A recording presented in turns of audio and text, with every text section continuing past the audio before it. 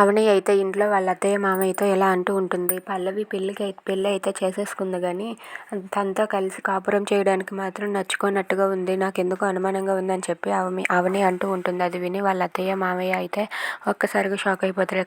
అక్కడే ఉన్న అక్షయ్ అయితే నువ్వెందుకు అలా అనుకుంటావు, అలా ఏమీ లేదులే, పల్లవి తానే సర్దుకొని ఉంటుందిలే అని చెప్పి అంటూ ఉంటారు. దాంతో వాళ్ళ అత్తయ్య కూడా అవునమ్మా నువ్వేమీ అపార్థం చేసుకోకు అని చెప్పి అంటూ ఉంటుంది.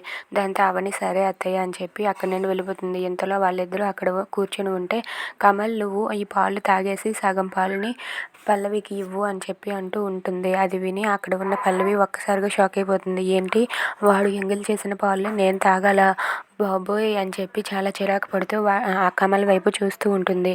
ఇక కమల్ అయితే సగం పాలు తాగి సగం పాలని ఇస్తాడు. అవి చూసి పల్లవి అయితే షాక్ అయిపోయి ఇప్పుడు ఈ పాలు నేను తాగాల అని చెప్పి గట్టిగా అరుస్తూ ఉంటుంది. If you like this video please like share and subscribe.